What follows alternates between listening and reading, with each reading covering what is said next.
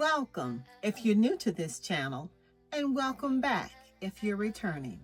I am Olivet, the real housewife of Lake Oconee. On this little corner or piece of the internet, I talk about all kinds of things. Things such as beauty, decor, home, fragrances, thrifting, travel, you name it. If it's something that I think you might be interested in, you can probably find it on this channel. As you can see, this is a very unique channel. And if any of these things sound like something that you would be interested in, go ahead and click that subscribe button right now. If you already have, thank you. But I need you now to share it with someone. Share it with a friend, a coworker, a family member, or even a foe. It doesn't matter. Let somebody know about the real housewife of Lake Oconee. In today's video, I will be sharing with you some spring fragrances. Now, if you're asking yourself, what makes one fragrance spring versus winter? Well, actually, it's pretty simple. It's in the feeling that it invokes and the scent that it invokes. Well, a spring fragrance typically will be fresh, airy, uplifting. So they will contain notes of citrus, florals, and greens. Their scent is also less intense versus the winter notes and fragrances. So in today's video, I'm going to share with you, I want to say maybe 5 or 6 different fragrances that are in my collection, and they are categorized as spring scents. Now I'm going to go over some of the notes based on categories, and I will be referring to my notes here. Floral scents, those are things that are associated, of course, with flowers, the blooming of flowers. And the scents are rose, jasmine, lily of the valley, and peony. Your green notes are going to be things that are going to be associated like grass and a hint of the dewy freshness. And your citrus notes, of course, are going to be things that are going to be citrusy, like your bergamot, your orange, and your lemon. And then you have your sense of lightness. These are going to be your spring fragrances that just tend to be lighter in nature. And lastly, freshness. Because we are in a new season, it's going to be about rebirth and the clean air and new beginnings. All of these are invoked in your spring fragrances. Fragrance number 1 is one of my new favorites. It's Daisy Wild by Marc Jacobs. And get ready for this stunning bottle. There we are, Daisy Wild.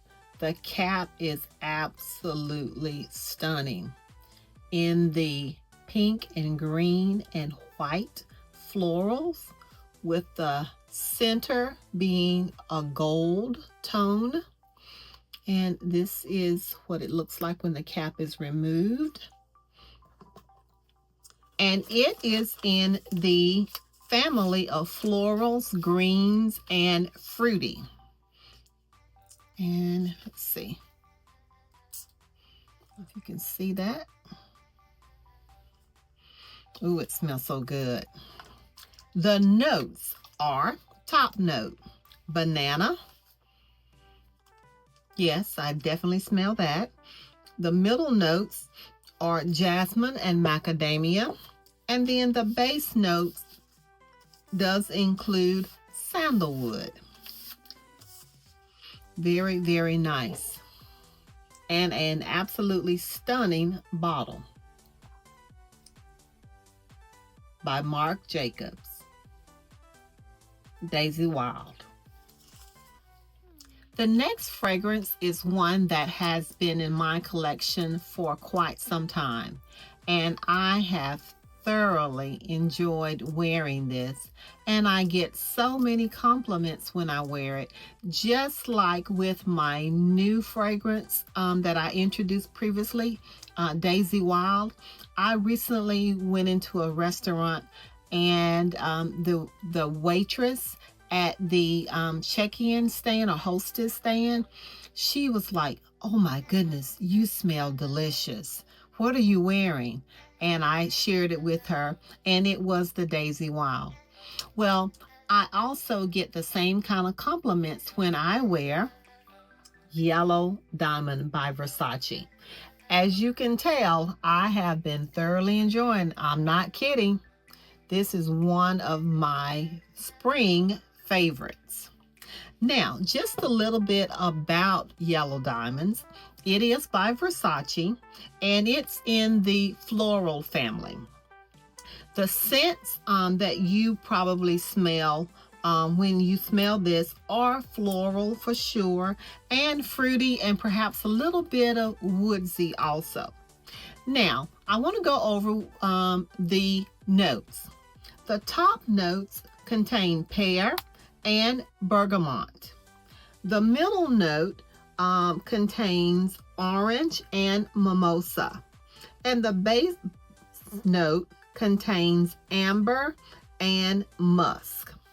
So this particular fragrance does contain a lot of your fruity or spring-like fragrances, but also at the base you have a little woodsy scent with your musk and amberwood. The next perfume that I would like to share with you is called Loved. Now, it is by Lauren Conrad, and this is what the bottle looks like. It's matte off-white in color. It has a floral cap, and this is what it looks like. Now, this is a scent that is also in the floral category. It's very feminine, and let's see, I forgot to spray the others, but let's see. Okay. Smells so good, and that's what it looks like there. And the notes. The top note contains grapefruit, white tea, peony, and magnolia. I think that's what the cap is, a magnolia, or something similar, like a budding magnolia actually. The heart note, or the middle notes, are pink rose, tuberose, and gardenia. The base notes are lily, jasmine, and sheer musk.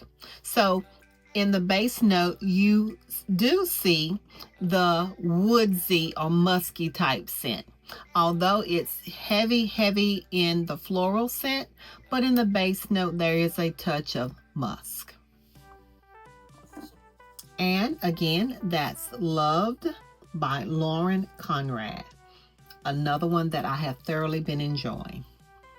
The next fragrance that I would like to share with you is by Ralph Lauren. It's the fragrance called Romance. Now, it is very light and crisp.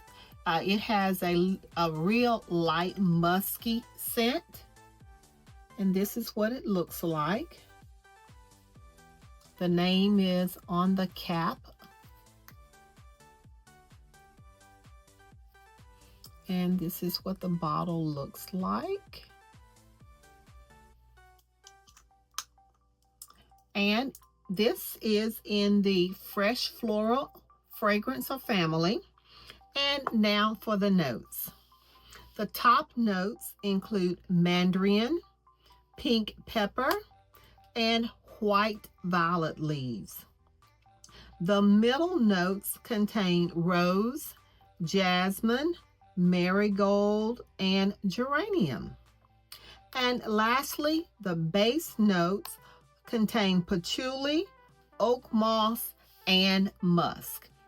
So this is a very nice scent, and it's not very expensive. I think it's like maybe you can get your smaller bottle for around $70. It's been around for a while, but it's just a classic.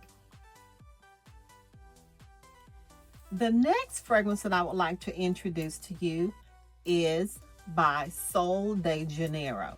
It's Cheirosa number 62, and it is in a beautiful, beautiful bottle. And as you can see, it looks like there's a disco ball, a gold disco ball on top.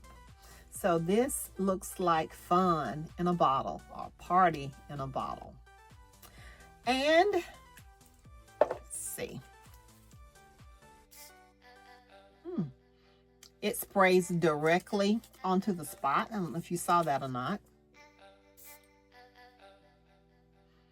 But it went directly to my tester. And there was not a lot of extra perfume going into the atmosphere.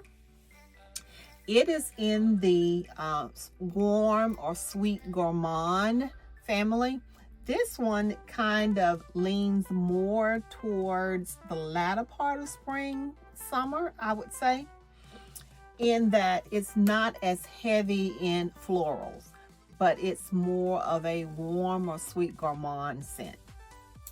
Now, the top notes are pistachio and almond, which you definitely smell right away. Once I sprayed it, it was out there. The middle note contains jasmine petals and something called heliotrope. I'm not sure if I'm pronouncing that correctly or not.